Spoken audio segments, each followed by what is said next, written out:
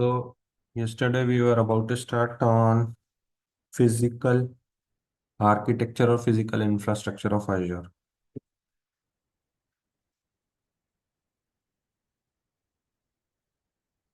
Physical infrastructure of Azure.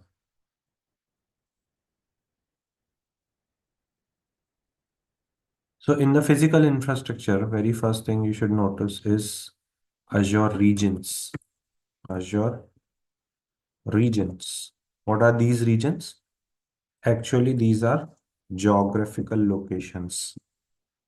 Geographical locations of the Azure data center.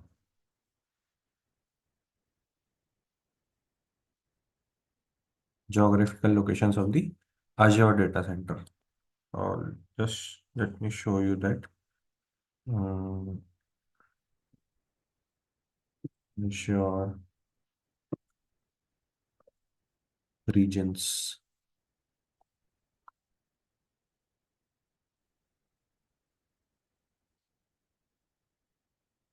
If I talk about regions in Azure,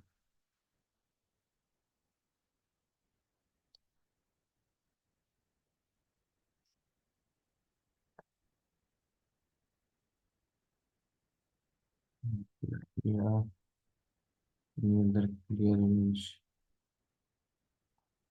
Same.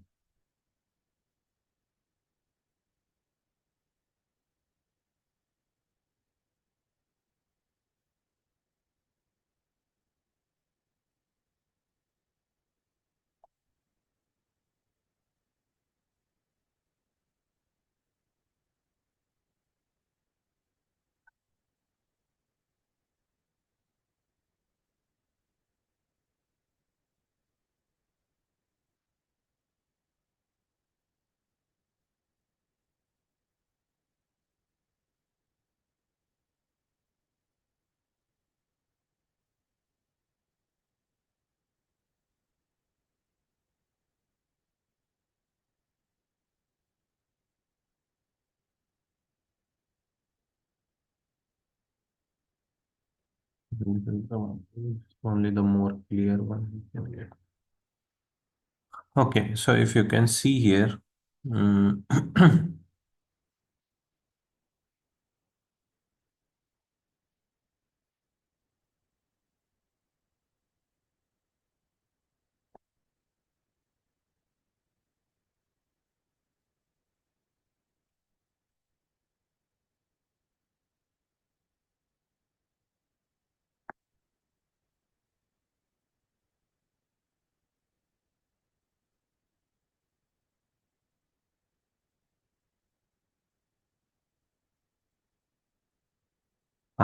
now if you can see here, these are the geographical locations, or you can say these are the regions in Azure.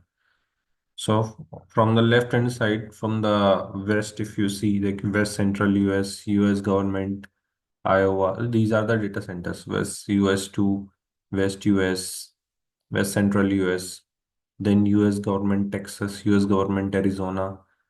What are these government data centers? GOV. GOV means totally purely dedicated to the government. And DODs means totally dedicated to the defense. Department of Defense, that is DoD. Okay, so the whole data center, and you will find this in mostly in the US only. You will find mostly in the US. Nowhere around the world, no other governments are using Azure. Since there is a reason why Azure Microsoft belongs to US only, so they can have their data centers with Azure. Government can have. So it's a kind of what uh, direct investment, private direct investment. So they are asking Azure to build the data centers for government as well. Now other governments you will not find. You will not find that in India or UAE or China or Australia. Nowhere other you will find that government data centers. Right? Because those are other countries. They would not trust a private third party cloud provider. They will not trust. But in US, you will find those government and Department of Defense data centers. Means defense data centers and government organizations. Mostly Azure is providing them the service. Okay. Though they are under the control of government only. They are under the control of government only. But you can see Azure data centers over there. Oh, North Central US, Canada Central, Canada East, your US government, Iowa. Iowa is the state over there. Oh, Iowa, Virginia, Texas, Arizona. Like see, you can see that. And whatever you can see in dark blue, those are available regions. Those are available regions. Where you see this dotted circle, those are announced regions, means they will be coming. Now, I don't know for when this image is from 1 years back, 2 years back. Okay, latest image is not there. As of now, this is the one mostly we find in the internet. Okay, so announced region, that's circle one. Availability zones. So wherever you see dots inside the circle, that is known as availability zone. Okay, now what is availability zone? Definitely this picture is old because now we have in India also we have availability zones. Other regions also we have availability zones. So it is not showing the clear picture of current status of regions or this geographical regions. But this is how it represents, and there are uh,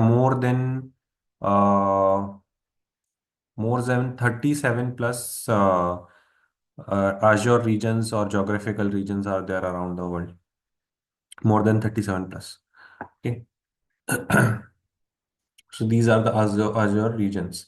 Region means there will be a data center. Now, if you go to, you can see that South India is there, Central India is there, West India is there.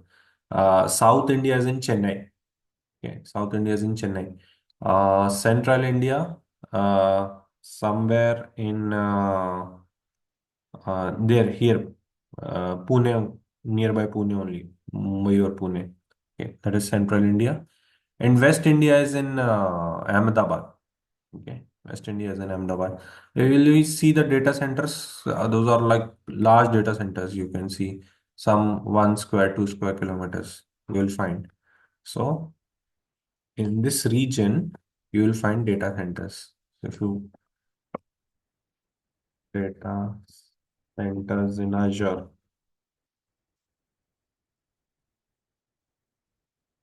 like this, you will see, like this data center, you will see. So inside this data centers, what is there? There are servers. These are servers. You can see like this. These are servers. These are servers, and inside these, what you see, server racks. These are server racks. Generally, what happens? There are connectivity is there. These cables are there. Generally, whatever the issue is there with any of the rack, any service is not working, any rack is, they generally replace it. They don't have that much of time to repair it over there. They just replace the panel. That's it. And later on, they work on that. Okay. Once they, like this, you can see.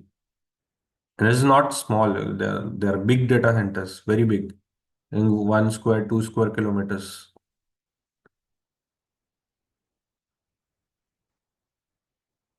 Oh, earlier this is an old picture, maybe from 2012, 13, 14. Because nowadays it's a bit futuristic. Earlier, those panels were like this, open and all. Now you will see like this, some lights and all, some futuristic thing you will find. There were no wires and all, some all covered with glasses and all. Earlier it was not there. Okay, so these are the servers. So this is one server, second server, third server, fourth server, fifth server, and these are racks. These are racks, server racks. Okay.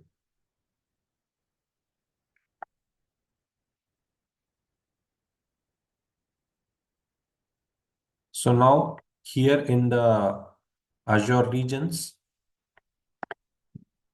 Inside the region, inside the region, we have availability zones. What is the availability zone? So say suppose this is an Azure region. Azure. This is an Azure region. And inside the Azure region, we'll be having three availability zones. Second, third. This is, we call it AZ. That is an availability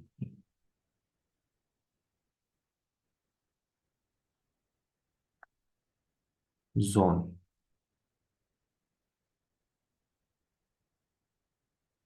Here also,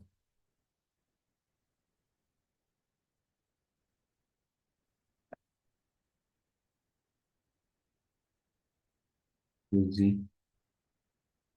And this is also an AZ. Can say that this is AZ3, this is AZ2,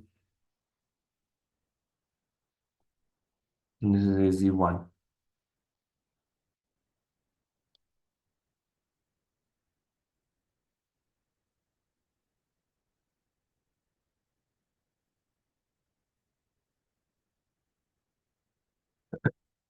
Now these availability zones are 100 to 150 kilometers apart, around 100 to 150 kilometers apart.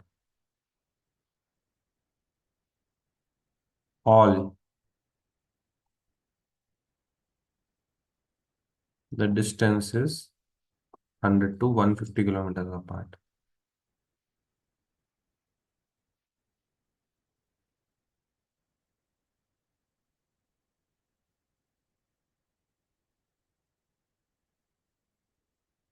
Hundred 150 kilometers.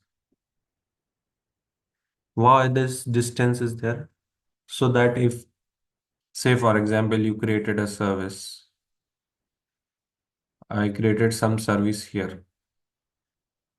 Say, suppose I created storage account here, storage, or I created virtual machine, say,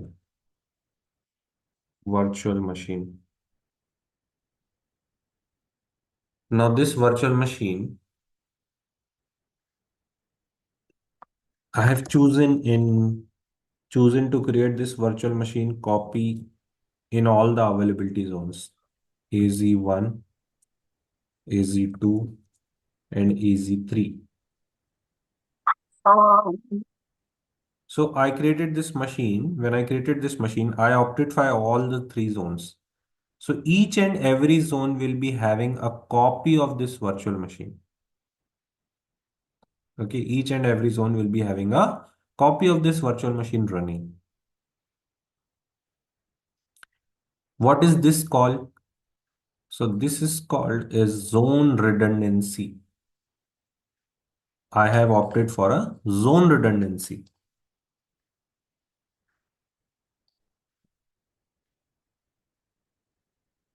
Zone redundancy.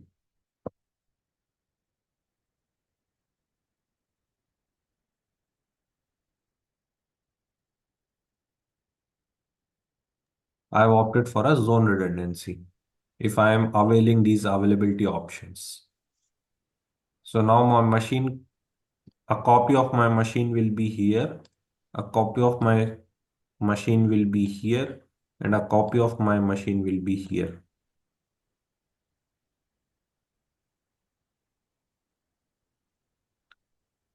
So it will be like if this is VM1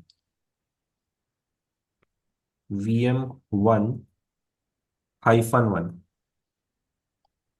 Since the same VM is there, here also copy is there. This will also be VM1, but this is the copy number 2. And this is also the VM1 only, but this is a copy number 3, like this. VM1 hyphen 1, VM2 hyphen, VM1 hyphen 2, VM1 hyphen 3. The copy of this virtual machine in all the availability zones. Why we are doing so? So if you have critical production workload, means a machine should be available at any given time. Tomorrow there is a say availability zone one is facing disaster. Okay. Any kind of disaster it is facing means not working. Okay. So if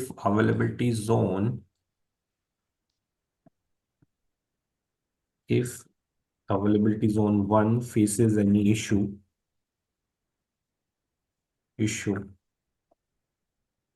due to any disaster or any accident. Accident means any accident can happen, fire accident and all. Those are category of accident. Disaster means some kind of state is located in Mumbai. Some tsunami came. What will happen? So, and those cases when the this availability zones are not functional, then the copy of your machine which is located in another availability zone, they will be helpful. Now, for example, when we talk about this central India, so if AZ1 faces any issue due to any disaster or any accident, AZ2 and AZ3 are available if opt if opted for the same. Means if you have opted, then they are available. And also you can suppose that this is this can be Mumbai, this can be Mumbai, or you can suppose that this can be Pune and this can be Nasik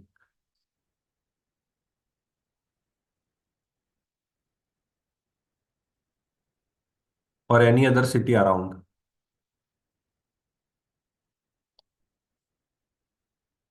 Example, yes, Praveen.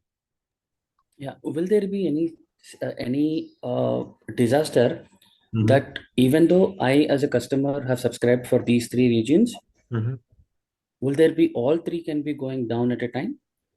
Yes, they can go down if there will be no whole area. If someone puts an ICBM missile over there, then everything will be down.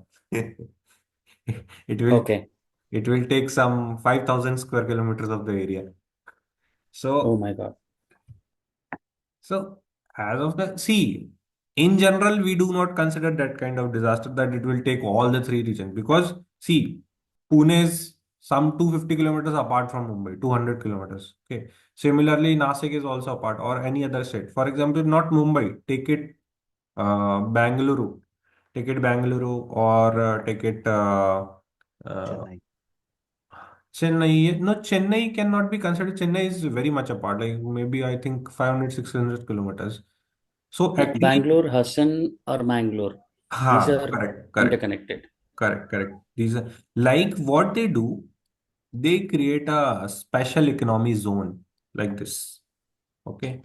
Like you find in Vijayawada somewhere. Okay. So some city they will develop over here. Some city like this, they will develop over here. And this is developed by government, not Azure. Okay. So some cities developed over here, so they have a data center here. Then some of the special economic zone is developing 100 kilometers apart in the same area. Then they will be having one data center over here. And they will be having one data center over here like this. So what will happen? These are 100 kilometers apart. Anything happens, any fire catches, earthquake, fire. So, for example, the center point of the earthquake is here, this place. So definitely it will not have that much impact over 100 and 200 kilometers apart. Okay. It will be having an impact, but less impact. Okay. So in case of earthquake, fire, then you can utilize other availability zone. If something like very big disaster, like half of the India is suffering, then there is an issue with all this. But that is like anyone cannot say that something will come like that or not. Okay, correct or not? So what they have always prepared. They are always prepared with their availability zones and to that region, and that whole region where all the availability zones are there, that is known as a region. And they have given us a specific name to that region. Now, for example, they have given the name to that region as Central India. Central India. Now, Central India is not small. Central India is a very big region, right? It is not small. Central India can cover, like it can cover MP, it can cover this Maharashtra, it can cover uh, Chhattisgarh, it can cover many parts, it can cover Central India. So that is a big region.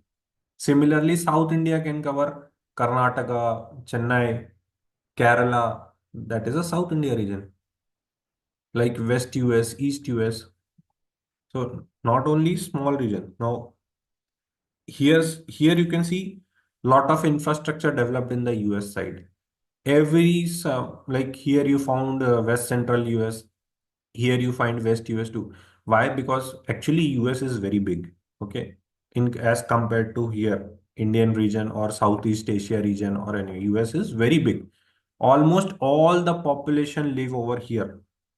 Almost 90% of the population live over here in this area. In this area is whole, like whatever the population lives on the coastal area in mostly. If you go in the between, you will hardly find population over there. Why? Because there are mountains over here. So the winds when go this side, it makes this area as a desert. Okay. So the winds they do not travel till here due to Grand Canyons and all those things. Okay, they cannot travel over here. That's why this area is a big, uh, what you can say is desert. Okay, and only the population lives on right side. Every vegetation is on. So mostly you will find data centers like this here or here. You will not find that much data centers over here. Only one. Only one. Rest all on the corners. Here, since the Microsoft belongs to US only, okay, so that's why they have that much of developed infra. In India, now it is developing. Now it is developing. West India, Central India, South India, three data centers are there. Maybe they will come with North India as well and East India as well. Okay, now it is developing. Oh, as the smart cities are going to develop, they will develop the more data centers over there. Oh, earlier there were no any data centers over here in the Middle East. Now they are coming with the data centers in the UAE North and UAE Central. South America, South Africa, you won't hardly find any data centers because those regions are not developed. Only you will find one in Brazil.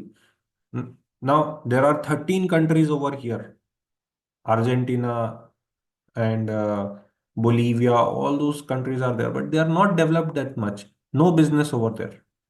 Okay, so you won't find any regions over there. Hardly you find in whole Africa continent. Hardly you will find any region, and that too only in South Africa. Nowhere else.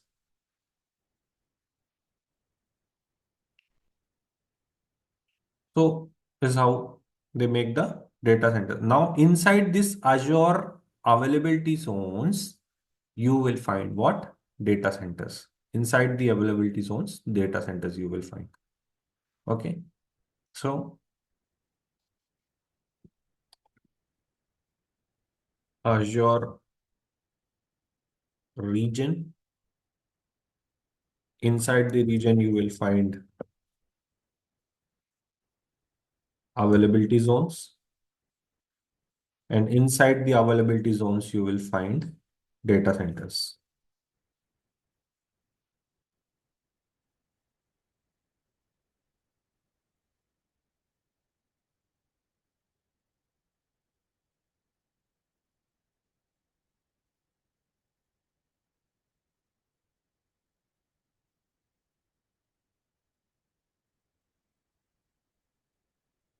like this.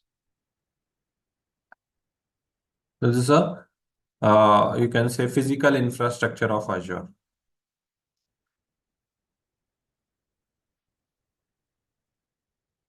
Now let us discuss about uh, virtual infrastructure of Azure, like the services. What we seen yesterday, there is an account, there's a subscription. Like account means directory account, then subscription. So at individual level, what do we have? What we have seen yesterday. This. So there is an account, and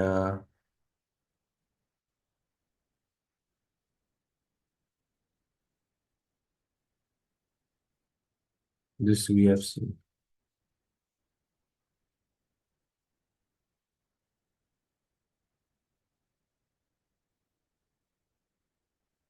That was the physical infrastructure of Azure. This is the virtual infrastructure of Azure, like whatever you use. So I yesterday explained this is a basic building block. Okay, you create an Azure account, then you have subscriptions, then you have resource groups, and then the basic building blocks is resources. Now, when we talk about organizational architecture, this is general architecture. Okay, general virtual architecture in Azure. General architecture in Azure.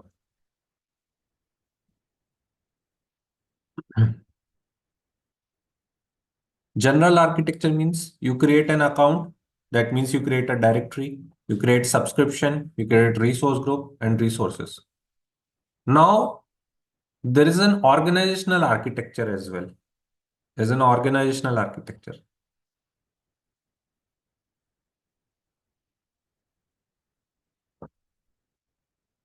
Hmm. This is the one. Okay. Now let me show you this as well.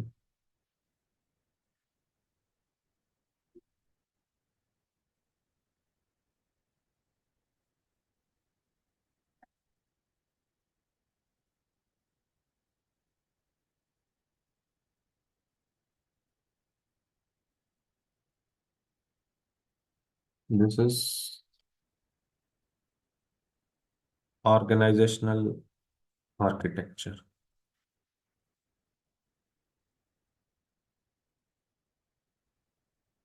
When I say organizational architecture means if you are a big company and you are using Azure. So yesterday I told you this is account. What is this? This account we call it as a directory or what? Root. Yes. Root. Okay. Root means from where everything is originating. Similar way, when you see organizational architecture, there is a management group. So in general architecture, you will find like this. Like there is a directory or an account, directory or an account. Then what do you have? Then you have subscription. Then you have resource group. And after that, you have resources. So generally, an individual will come, he will go this way. He'll create an account, and this will be the hierarchy and all the resources over here. But when I talk about organizational account, inside the organizational, there can be many teams, there can be many departments. So when I talk about organization, when I talk about organization, there can be teams or departments. Departments. For example, there can be IT department, can be HR department, there can be sales, sales and marketing. There can be mm, Finance. finance, HR, and that will come in HR and finance. Okay, finance. Okay, We can write here HR and finance, sales and marketing.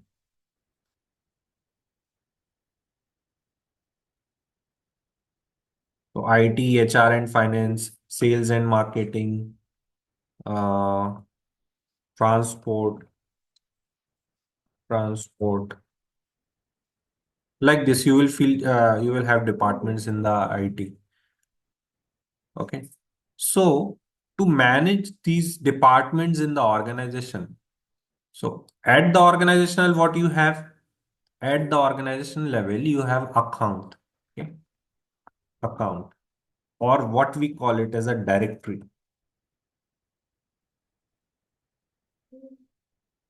account or directory.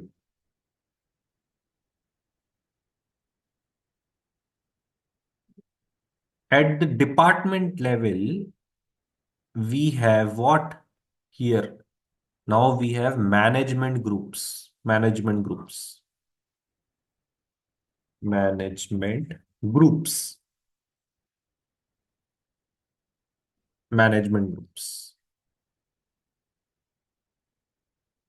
And this can be considered as root management group, root management group,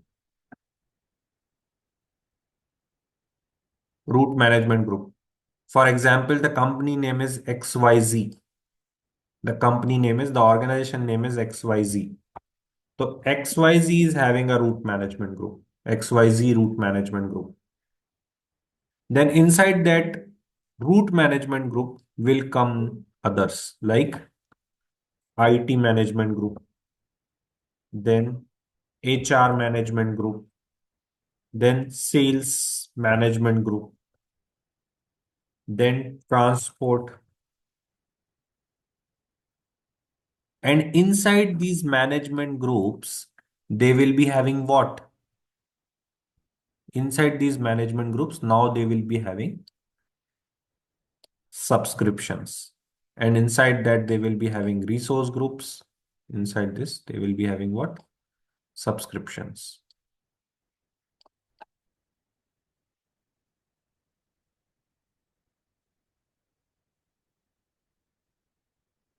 Subscriptions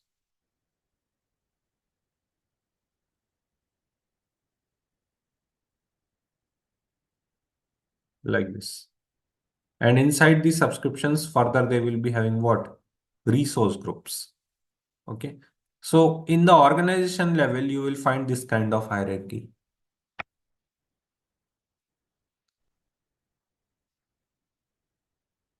Understood? Now you can see here in this diagram, there is a root management group, means company's root management group is there.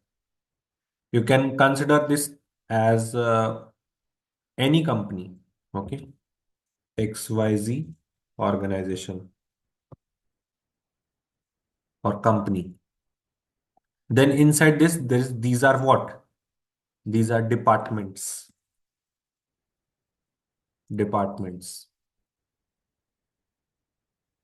HR, IT, marketing, and you can have subscriptions as well. And you can, what are these management groups called? So these are child management groups. This is parent management group. That's why it is called root management group. And above that, what? There is an account. Above that, there is an account. Okay. But this comes under root directory. This comes under root directory or account. So this comes under account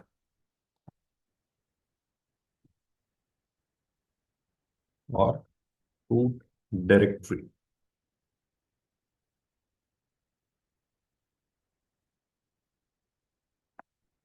Then root management group, HR, IT, marketing. Then these are some subscriptions, enterprise edition subscriptions. I told you yesterday. So using this, you will get your employees will get what? VSDN subscriptions, Visual Studio to practice and all. Okay. Great. Then dev test subscription. Then there's an app management group. Now you can see further it is divided. IT management group is divided into production. Then production for geographical region one for geographical region. For example, in my company, they are providing one service. They are running one application. Now we have one whole architecture for the production of that application in India and one whole architecture for the production for the Australia region. So that is different. This is different. So that's right. See, geographical region one for production of that application, geographical region two. Now within these geographical regions, we have subscriptions. And in those subscriptions, we have resources which are running what? Application. So this is a hierarchy, general architecture in Azure.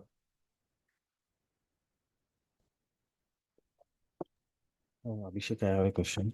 Mm-hmm. Um, in every company, mostly these things will be managed by the IT, right? So after the root, I mean, like root management group, then Mm-hmm. the hierarchy would be the IT, and then it will be subdivided into the other groups, right? Because these data centers and the access part will be managed by IT only. Right? Correct, correct. But I how? But if I see the map over here, like, it is all comes under the root only, not into the IT. no, root will be your main. For Okay. example, I need to apply some policy which should follow all the child management group should follow that policy. So on what level I'll be applying that policy? Okay, so it is only for the rules, not the Correct. managing part would be under IT Ha, only. ha. That will be under IT only. That will come under IT only. But managing in terms of governance. Okay, got it. Okay. Mm. So from where you will govern, where you will apply the compliance, where you will apply the policies. So mostly when we apply compliance and policies, we apply always on the root level. Okay. So everyone should follow whatever the management groups are, either IT, either human resource. Understood? But Okay, there are some specific policies that have to be followed by certain departments only. Can Huh. that be So applied by then that, selecting? see, selective properties we can apply on the root management group. Okay. So compliance and I'll give you an example now. Compliance and governance. Okay.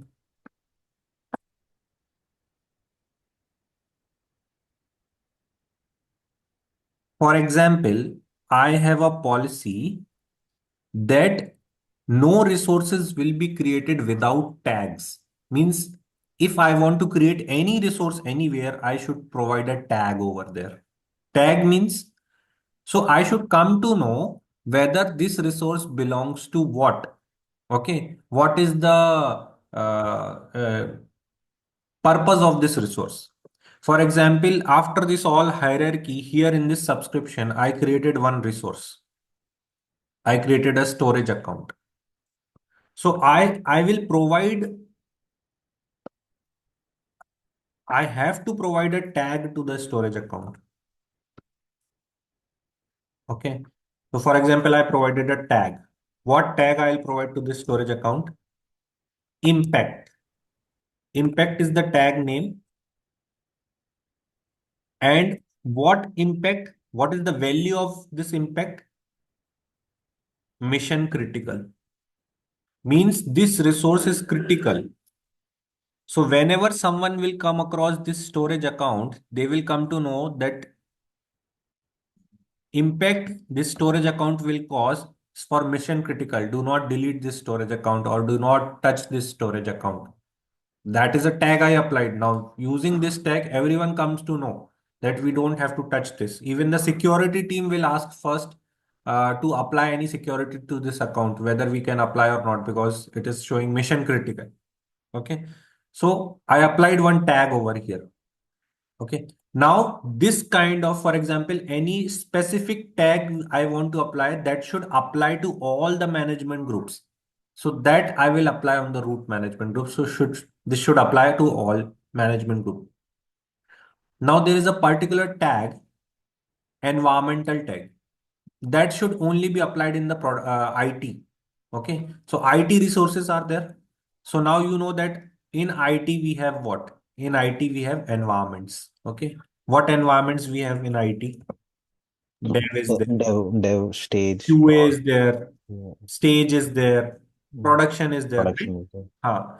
So now to the resources which will be created inside this IT, only IT management group, they should be having environmental tax. So where I'll apply this policy? I'll apply that policy only on the IT IT. management group. Got it? Got it, Abhishek. Thank Yeah. you. So this is how we follow compliance and governance over here. So that's why they have managed, that's why the name is management group. Okay. Now there is one more thing.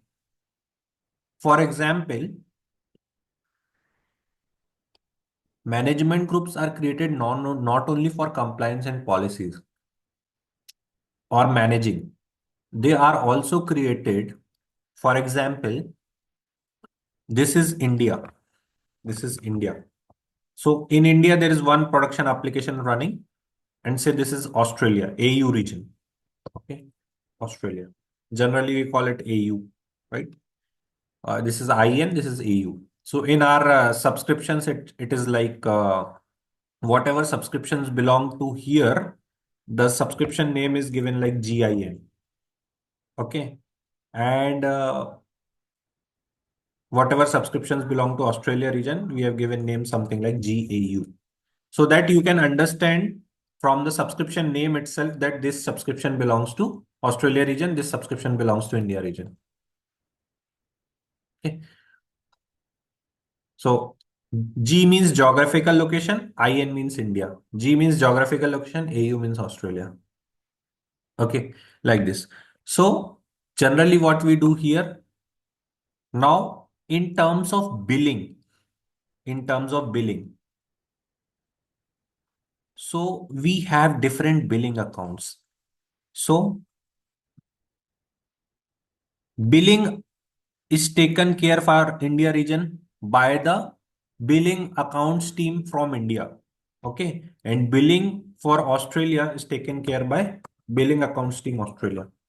They have separate billing.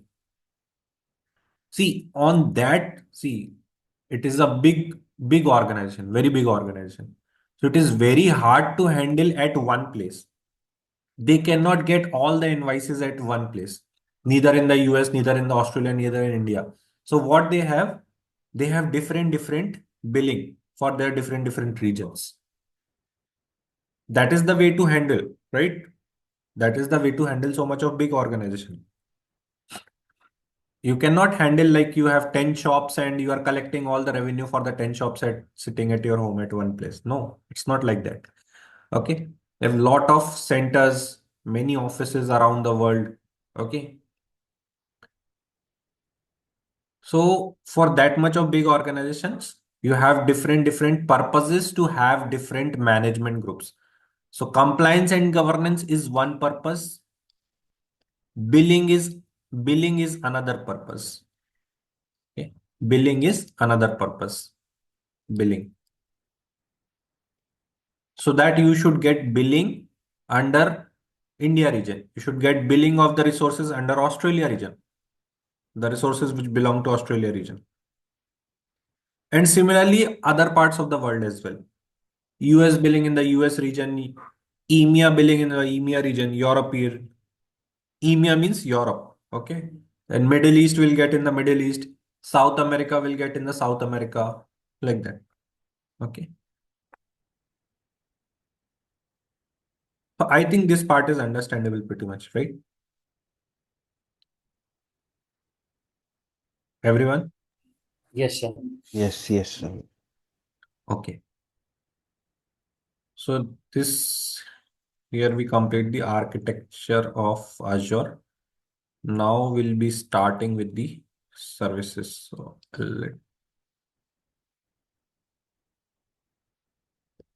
architecture and services.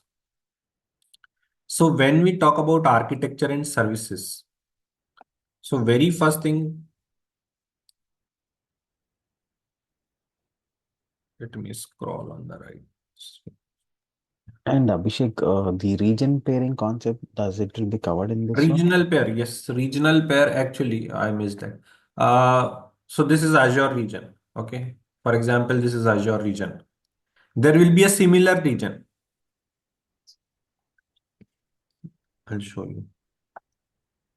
So when we talk about regional pairs,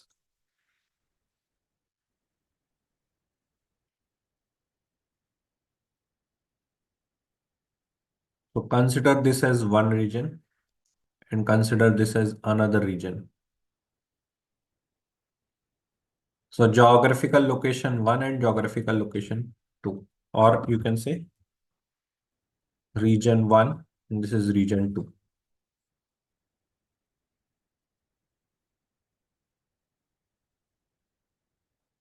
And here you have data center, or you have availability zones here and you have availability zones here as well.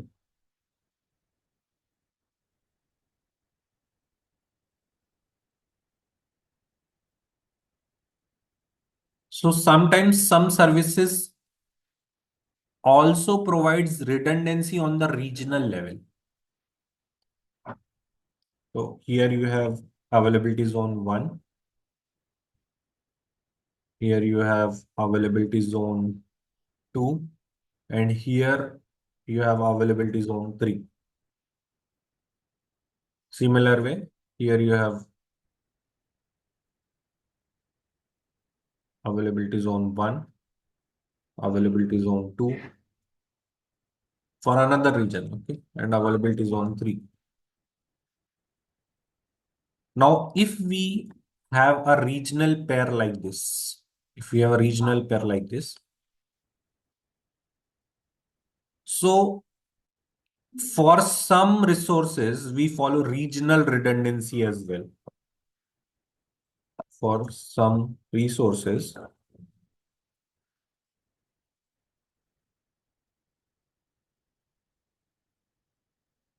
whatever I told was the zone redundancy. Okay, that is the zone redundancy. So for some resources, Azure provides regional redundancy as well, or geographical redundancy as well. Geographical redundancy.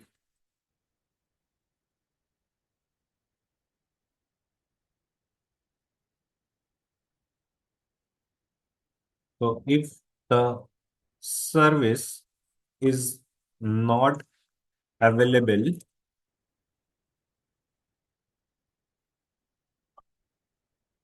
in the whole region due to some issues, you can opt for geographical redundancy.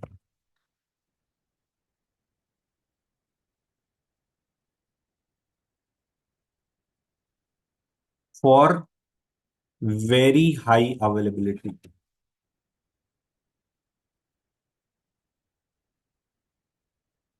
So now if there is some issues with this region, then you can use region 2. You can use that service, copy of that service in the region 2. But let me tell you, there is a cost involved on choosing all these redundancies, zone redundancy, regional redundancy. So this is a regional pair. There is one more thing which the regional pair supports. For example, some service is not available to be created in the region 2. For example, any particular service. For example, web app. Now they are saying that web app service is not available in the East US 2. And East US and East US 2 form a regional pair. Okay. So for example, this is, I'll say example. Okay. East US. East US.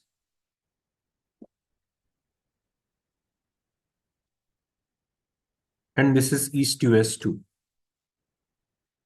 East US 2. So they form a regional pair here. Now, any service which is not available, for example, app service is not available here in the East US 2. So, what you can do for that particular service, you can choose region 1 because both regions are in the regional pair. So, whatever the services will be provided in the region 2 will also be provided in the region 1 for that particular service. If you opt region 1 to choose or create that service. And there will be smooth connectivity between the resources in region 1 and region 2. As you have a smooth connectivity of resources within region, within the availability zones. Similar way. Okay. Cross-functional. We call it cross-functionality.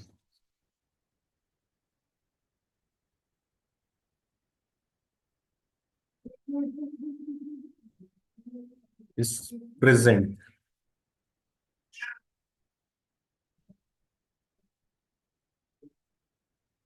Okay, so this is regional pair. So there are two things in the regional pair. One, it provides the geographical redundancy to some resources. And another is if some resource is not, you are not able to create in the region 2, it may be available in the region 1. Or if it is not available in the region 1, you can go and check it the region 2 or create in the region 2. Because there are more than 200 plus services in Azure.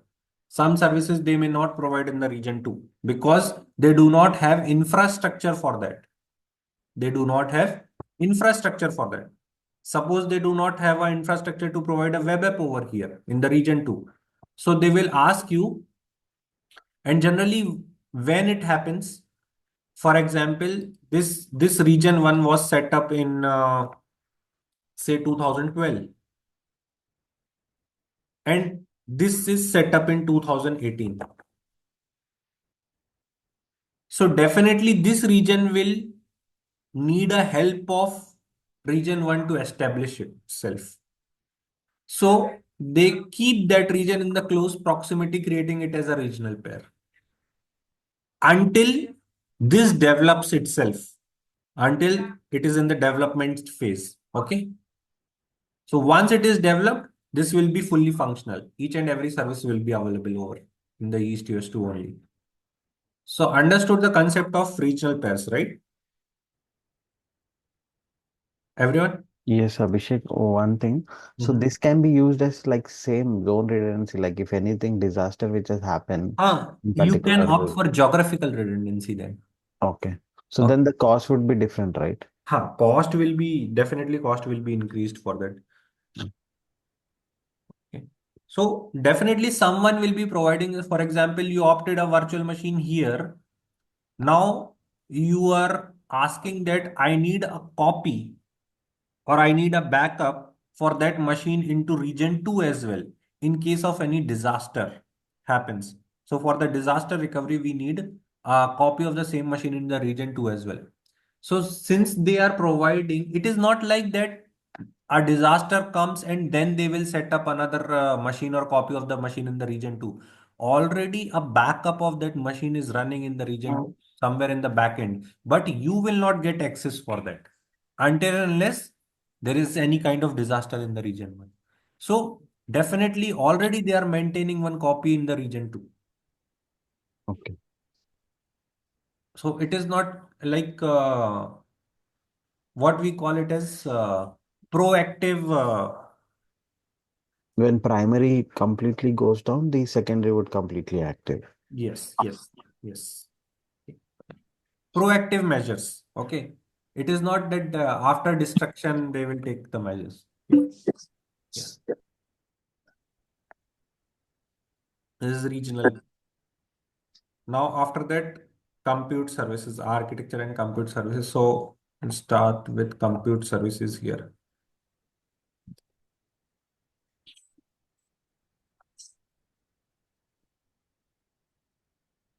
Now we have seen types of services, or earlier we have seen categories of services. Infrastructure as a service, then platform as a service, then software as a service. Those were categories. Okay, those were categories. Okay, oh, just 1 minute.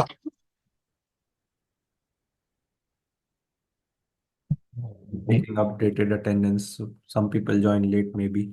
Okay, so though that was uh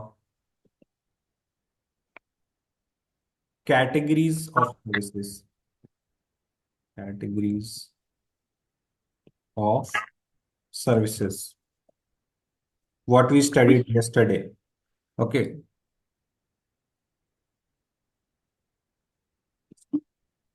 means services are categorized under IaaS, services are categorized under PaaS, and someone is joined with two devices. I think my voice is echoing, maybe from mobile and laptop both.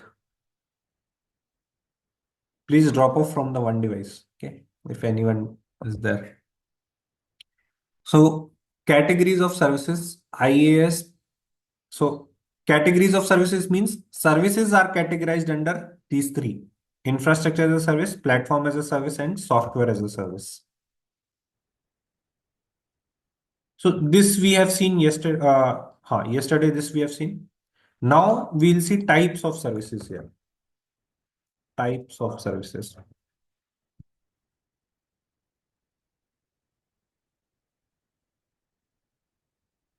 So very common here is compute service.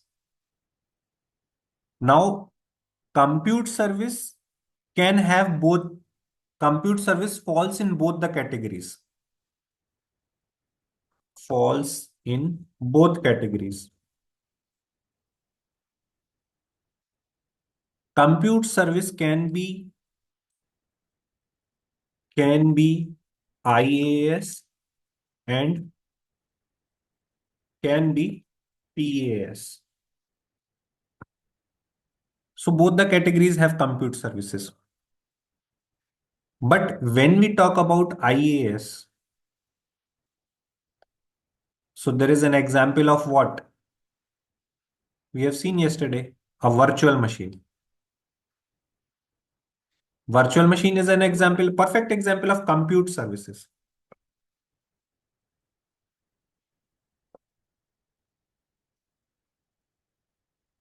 Compute services means where any compute capacity is involved for running that service. Where any compute capacity is involved to run a service.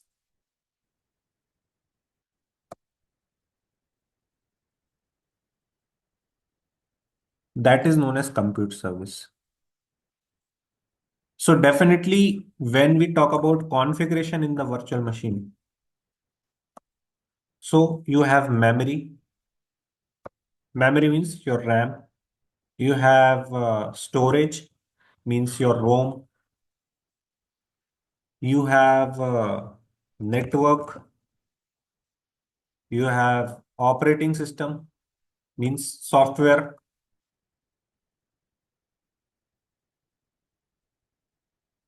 So what is needed to run all these? The memory, the processor, what is needed? So to run all these, compute capacity is involved.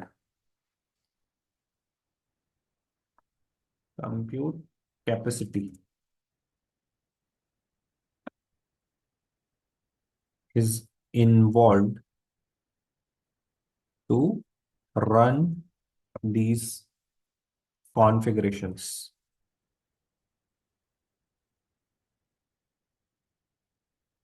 So compute, this type of compute service, virtual machine, this falls under IaaS category. And when we talk about platform as a service category, so you will need only the platform to deploy your service. So for example, this is a platform and this is your app services. Example of app service, web app means web application. So what you are doing here, just coming in, just come and deploy your code over the platform. Which platform? This platform, right? Platform will be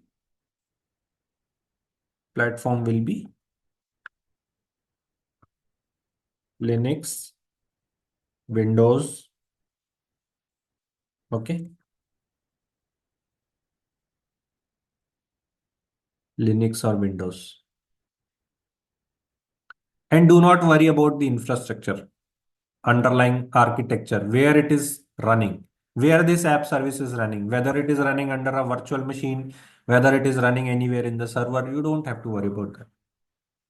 So this is also, here also a compute capacity is involved. Here also, oh, compute capacity is involved to run your application.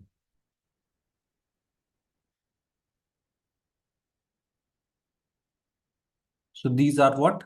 Compute services, virtual machine, app services. But these are, you can say, every time they are active, every time they are active. There is other type of service as well, which also involves compute, but there's a catch over there. For example, I'm talking about function app.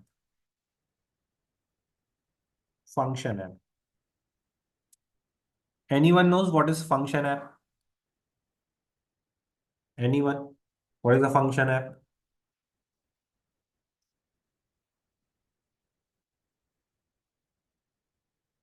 No. So function app is a event based service. When I say event based means it comes up only when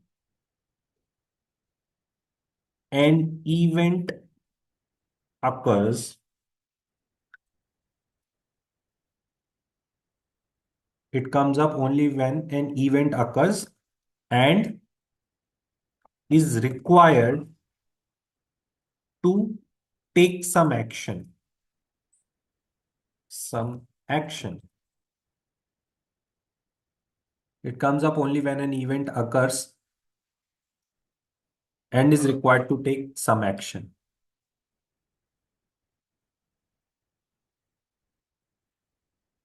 I'll give you an example as well. Okay.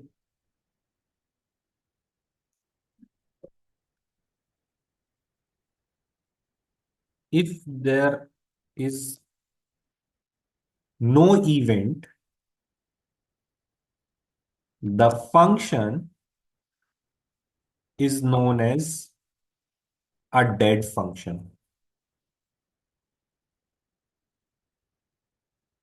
Dead function means when a function comes up, it will use the compute capacity. When a function is dead, no compute capacity is involved. So when a function is up, it requires a compute capacity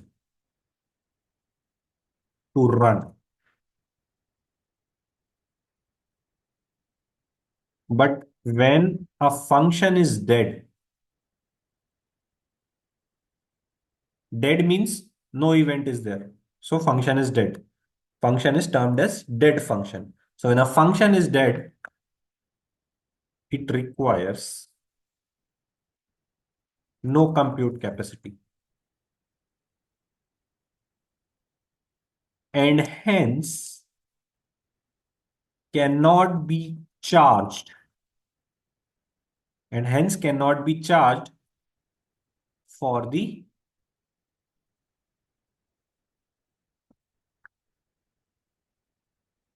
period it is dead. Everyone understand what I've written?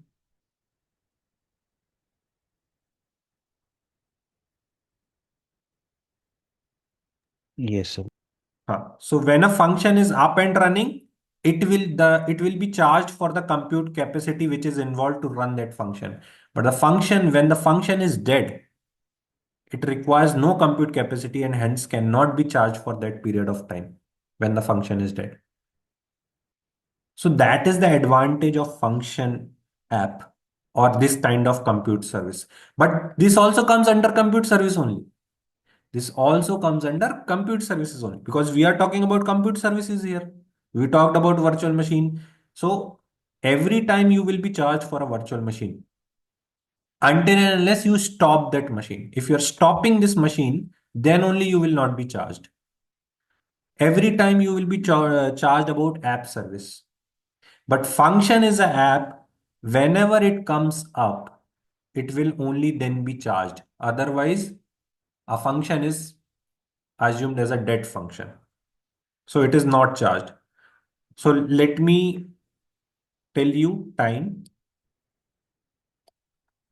A uh, function can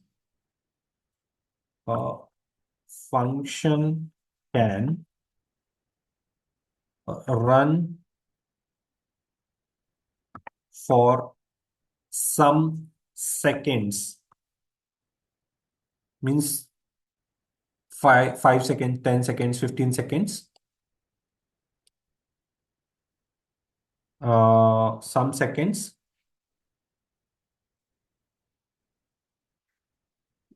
and the time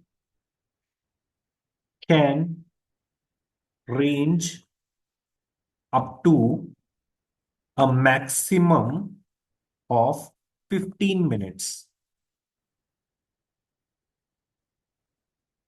Everyone understand what I've written? If any confusion with this statement. So a function can range, a function time can range within some seconds and maximum up to 15 minutes. Okay. A function, I'll write time range. A function runtime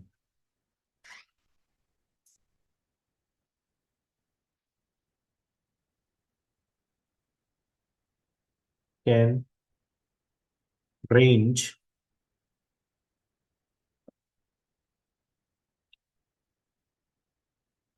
from some seconds and can go up to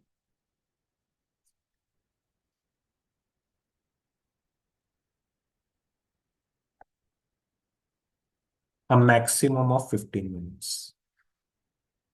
So a function runtime can range from some seconds and can go up to maximum 15 minutes.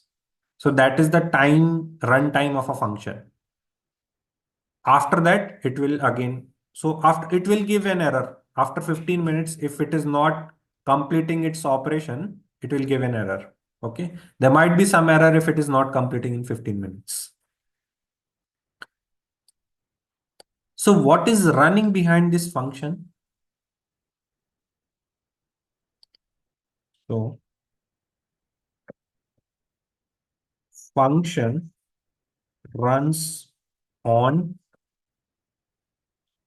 some code or script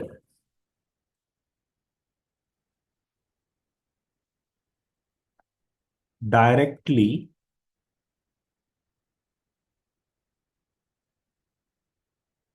script which is directly run in a function editor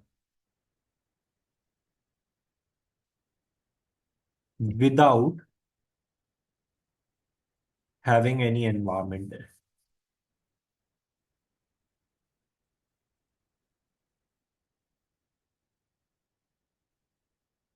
Means for virtual machine, you need an environment. For running an app service, you need an environment. You need Linux, you need Windows, you need all these things, operating systems, softwares, you need to run that. But for running a function app, you need not need anything. There is just a function editor. You put the code or the script in the function editor, and it will take the compute capacity from Azure and it will run that function from some seconds to a maximum of 15 minutes. And only for that period of time when the it is taking compute capacity from Azure, only for that particular time it will charge. For example, it has run the function for 1 minute, it will charge only for 1 minute. Now I give you an example of this. Okay. Everyone uses WhatsApp. Everyone uses WhatsApp. Yes. Yes. Example of function app.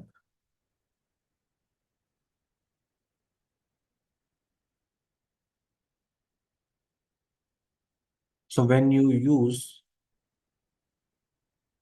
WhatsApp, this is your WhatsApp. Now in your WhatsApp, you will find something like if you go to the window, if you go to the window, uh, mostly you have what? Here you will have chats, your chats and all. Like you will be having chats. Then you have all the contacts here, recent contacts whom you are having chats with or sending any picture or anything. These will be your contacts like this.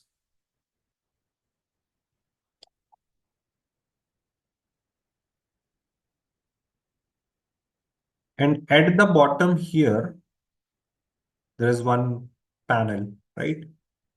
So what do you have here? You might be having chats, calls, chats, mm, calls. Then you will be having contacts like this.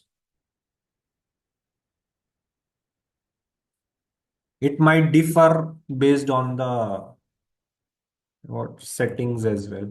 Settings. It might differ based on the app, whether you are using an Android or an iPhone. Okay. Difference is there.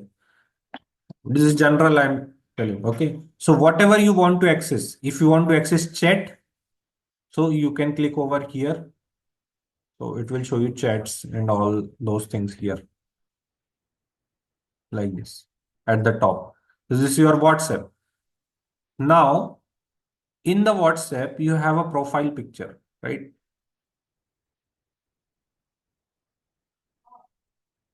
What is this? Your profile picture or DP, display pic, whatever you call.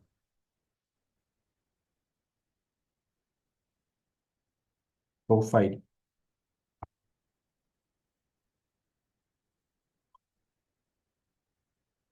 Whenever you operate your WhatsApp, you send something that is being taken from where? From your gallery. Okay. So you have what here? Phone gallery for your WhatsApp. Okay. Phone gallery. And in the phone gallery, you have videos, you have images. And you know that if you have a good quality of phone, these videos and images can range up to images itself can range up to 5 MB or 9 MB or 10 MB. Am I right? Right or wrong? Videos can be of 25 MB. or more, 5 MB or more. So when you choose to upload any picture, when I upload any picture to my profile, or I send any video to anyone, or a picture or a video to anyone in the chat, do the same capacity uploads over here?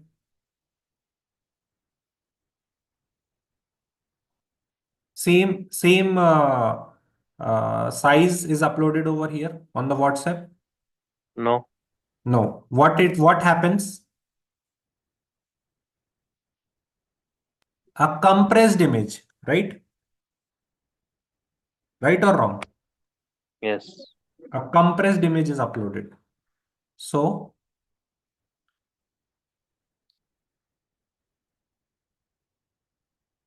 when you upload a picture or send any video to your contacts,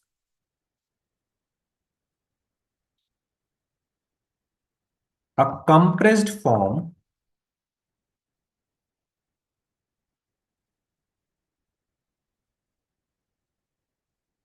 of the video or image is sent instead of original size.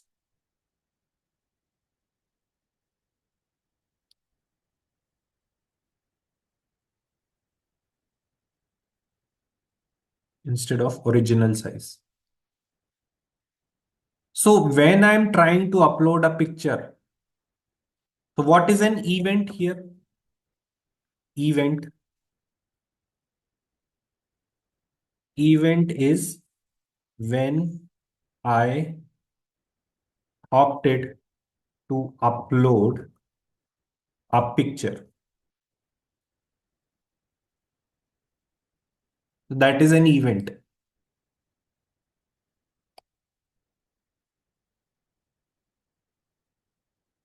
Due to this event, a function wakes up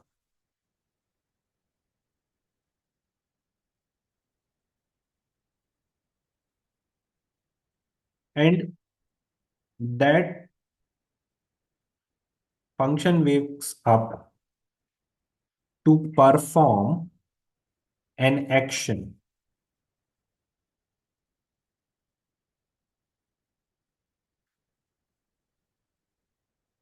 And the function editor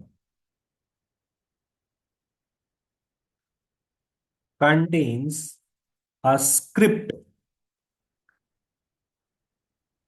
Function editor contains a script.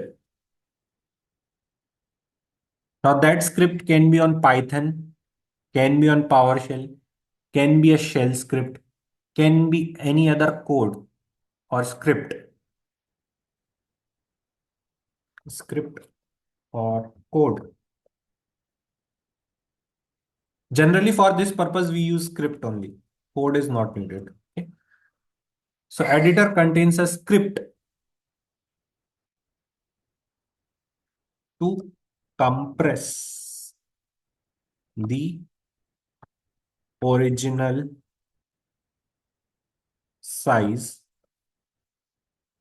to a new size, new and smaller size.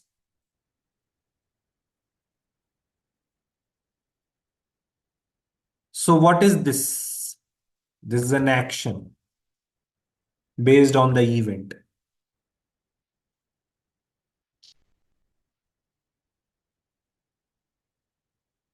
And your picture or image is uploaded.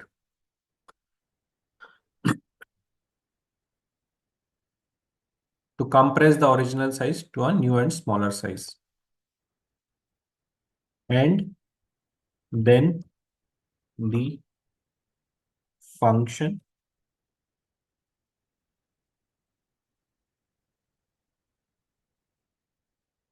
again a dead function.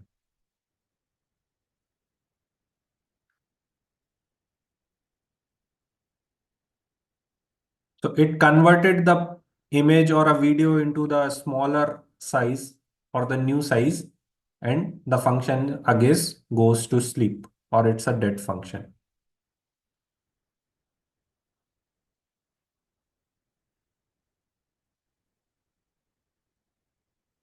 And the new size image is uploaded.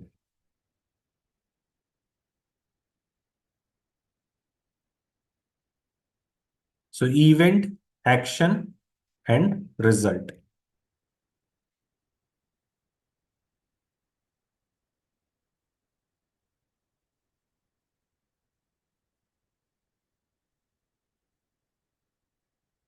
Any confusion in this example? Anyone?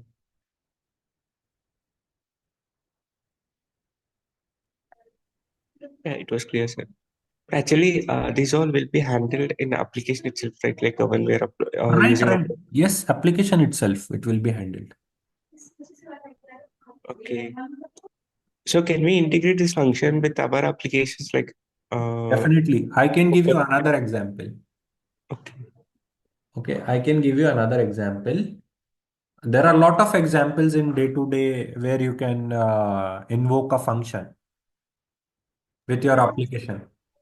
Okay. Okay.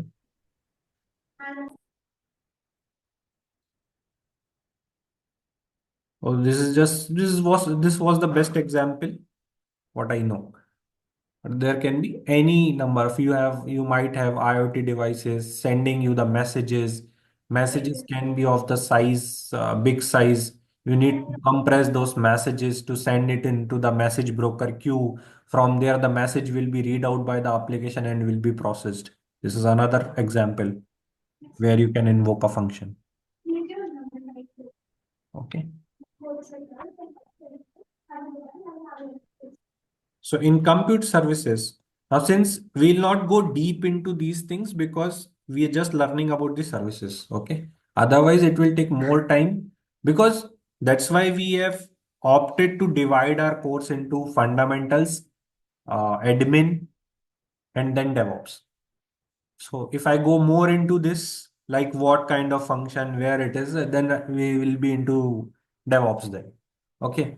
So just an example. Take an example. What is the service used for?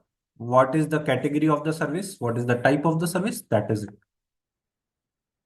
Okay. Rest we'll discuss in. There are lot more to come in admin and DevOps. Yeah, okay, sir. Okay. So in the architecture and services, when we talk about compute service here, so with Azure Virtual Machine, you can create and use VM in the cloud.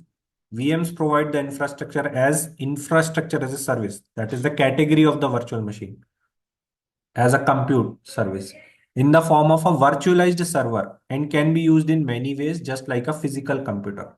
You can customize all the software running on your VM. VMs are an ideal choice when you need total control over the operating system, ability to run custom software, to use custom hosting configurations. In other services like web app and all, you cannot use those things.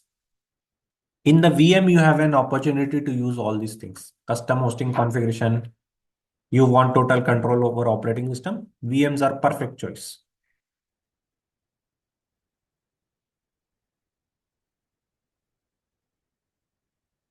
Now, we were talking about VMs. So, in the VM topic only, I left one thing here. You can scale the VM. Okay? When you are using VM as a compute service, you can scale the VM.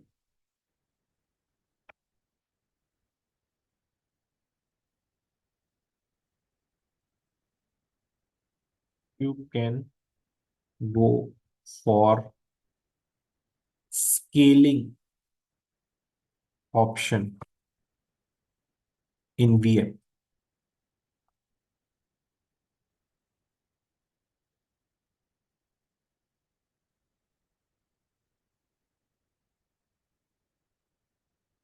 Scaling of two types.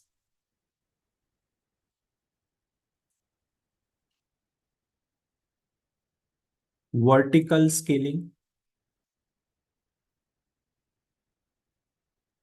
sorry,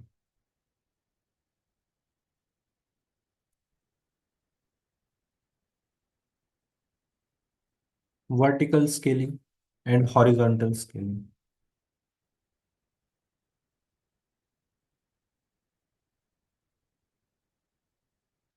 So when we talk about vertical scaling,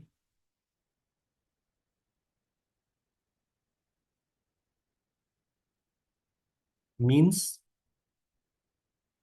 increasing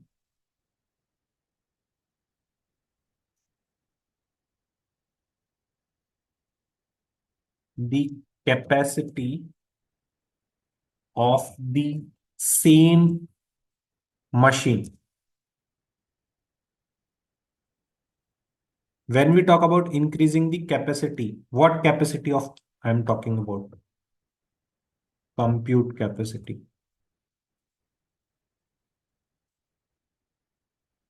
Increasing the compute capacity of the same machine.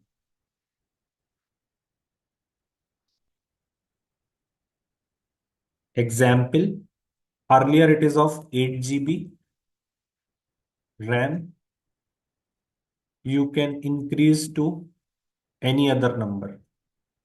Increase to any other number. Maybe 16 GB, maybe 32 GB you can increase. But this will need a downtime. This will need a downtime. Means you need to inform your stakeholders that for this particular time, our VM will be down. That is vertical scaling. When I talk about horizontal scaling,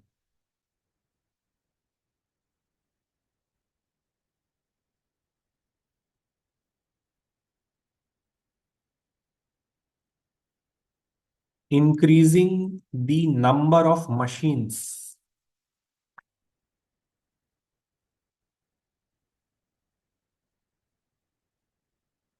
to serve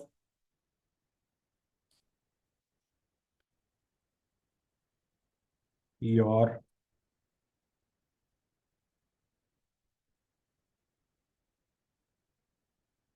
clients or users. Increasing the number of machines to serve your users.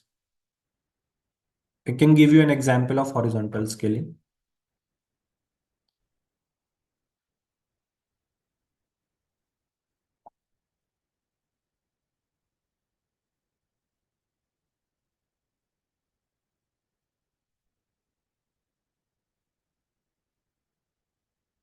So, example of horizontal scaling.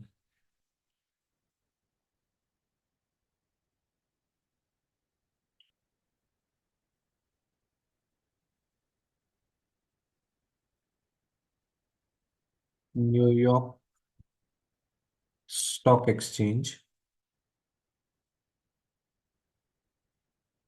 application. New York Stock Exchange application. So what happens when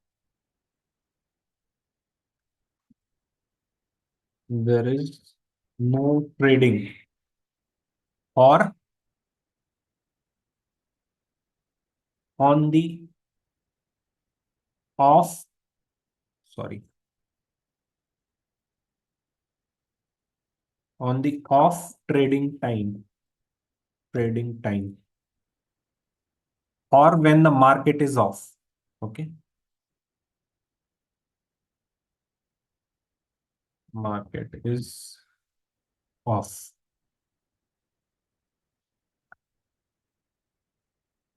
Application runs on some 100 VMs.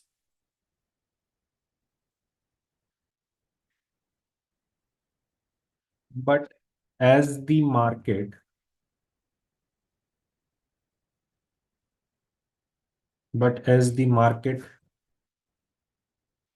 comes up,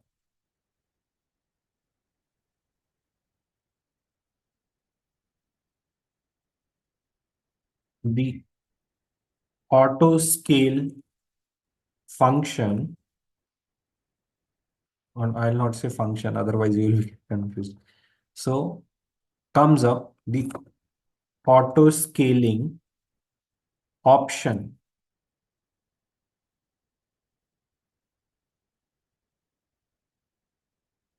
increases the number of VMs, or we also call instances, number of instances,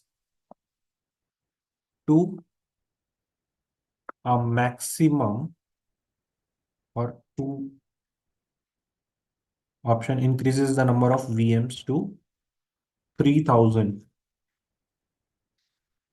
So at the time of when the market is off, application runs on some 100 VMs. But as soon as the market comes up, auto scaling option increases the number of VMs to 3000 in order to serve their customers.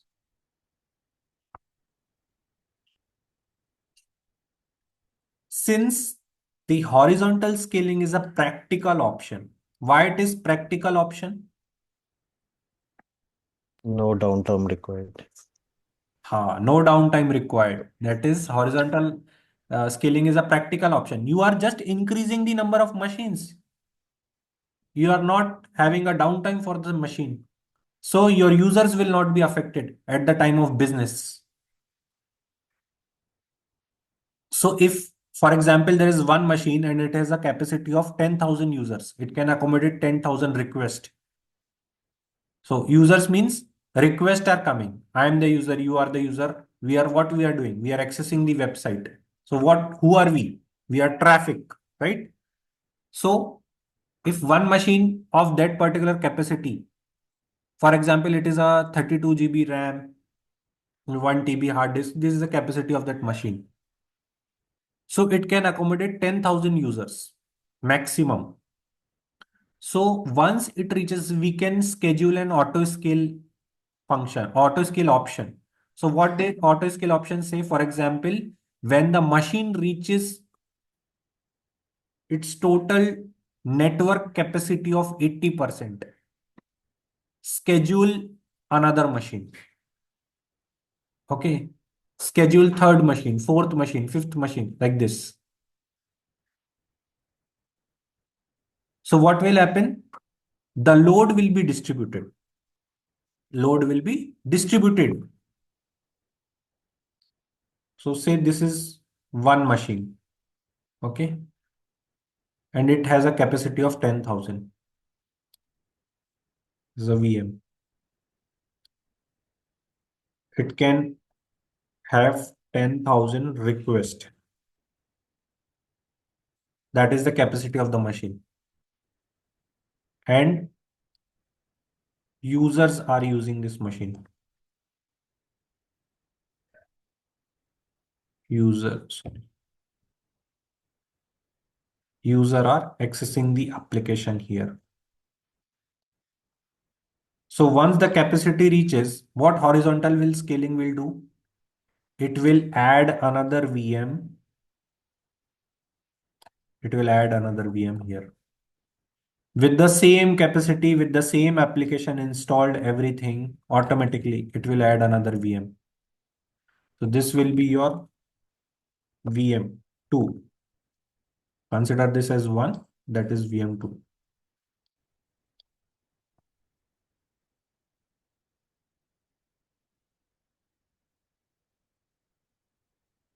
Is VM1, VM2. Again, this VM also can handle 10,000 requests. Same capacity.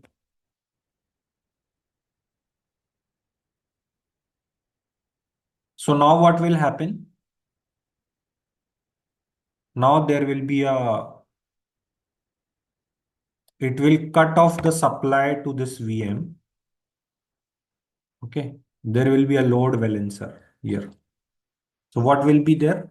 A load balancer.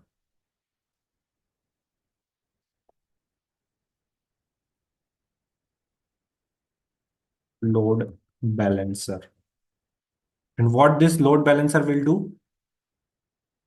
Instead of now these two VMs will become backend. Okay, this will become front end. Front end IP will be there. Okay, and these will become backend pools. Okay, these VMs. So now, as per some round robin algorithm, the users will be connecting to load balancer IP. And the load balancer will what it will do? It will distribute the traffic using some round robin algorithm like this.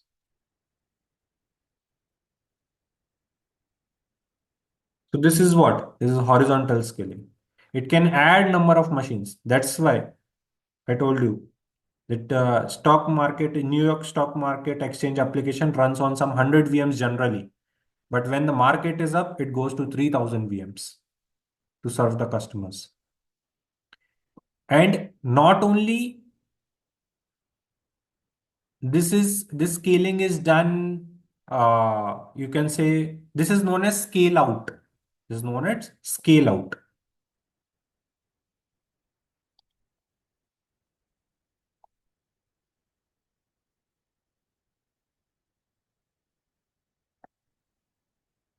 This is known as scale out, or let me,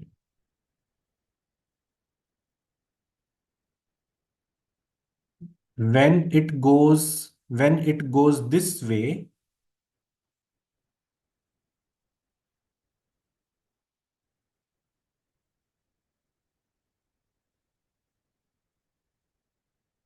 so when it goes this way, we call it as scale out in technical language. And when it goes this way, we call it as scale in.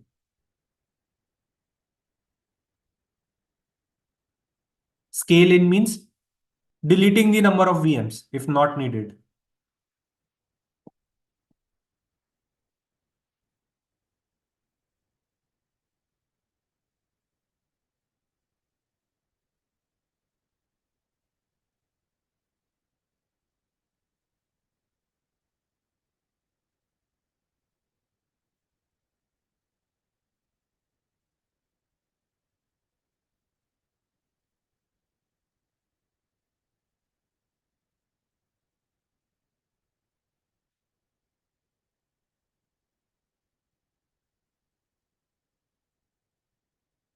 I think this is understood, right?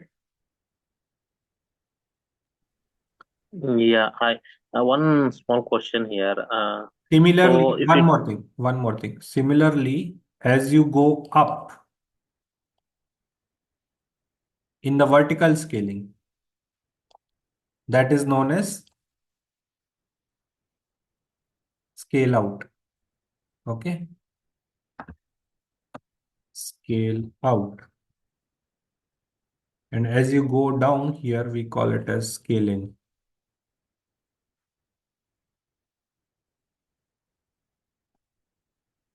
Scale in.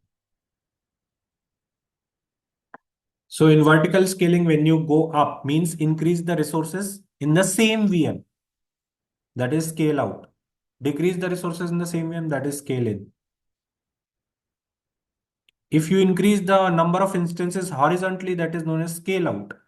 If you decrease the number of instances horizontally, that is scale in. Now you can ask the question. Yeah, hi. So, for scale in, scale out, you are doing right. So, we have to maintain the same thing for the redundancy. For example, zonal redundancy and all. No, no, no, no. This is different. Scaling is different. Redundancy is different.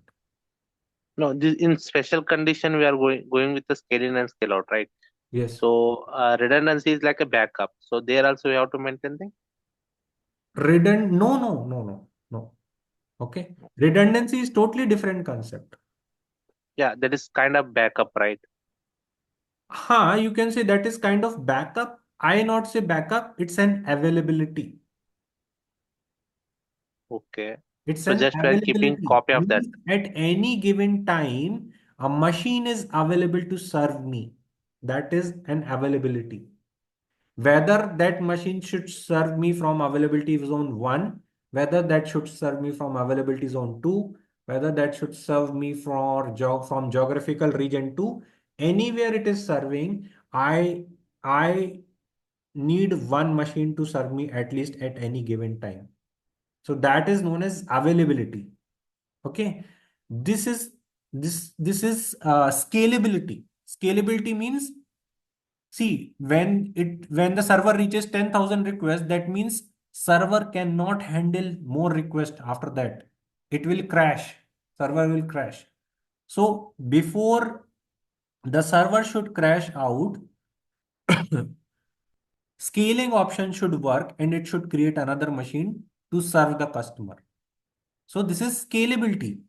The what you can say, the problem is different here. The server is not able to serve you because it is out of its network request. Okay, it cannot take further request. In the availability, the problem is different. The server cannot serve you because there is a disaster or there is any kind of issue. Understand what I'm saying? Yes. Yes. So both are different.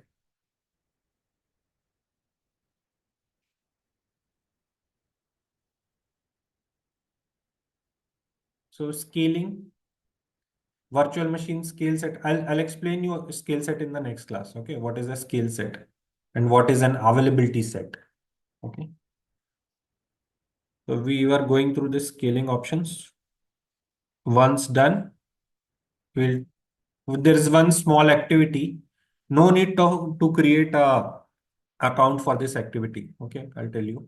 And then we'll go through this. What is so in the scaling option, we have scale set and availability set. Virtual machine scale set means grouping a number of virtual machines together. That is a scale set. So I'll tell you what is a scale set after this. We are finishing here now in the scaling. Okay, scaling part. It's already 10, 2 hours.